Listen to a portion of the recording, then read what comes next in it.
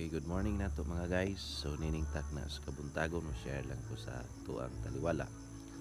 Ako i-share mga guys no ang Proverbs 28:20, a faithful man shall abound with blessing, but he that maketh haste to be rich shall not be innocent. So atong masabtan nga gikinahanglan di ay nato nga para makabot na to ang mga panalangin sa Dios, gikinahanglan nga ikaw ug ako makaplagan ta nga faithful diha sa Dios. Kaya ang paagi dahil nga atong madawat ang panalangin gikan sa Dios, gikinahanglan din nato nga mag-faithful ta sa Ginoo. So nindot kayo nga mag-faithful ta sa matag buluhaton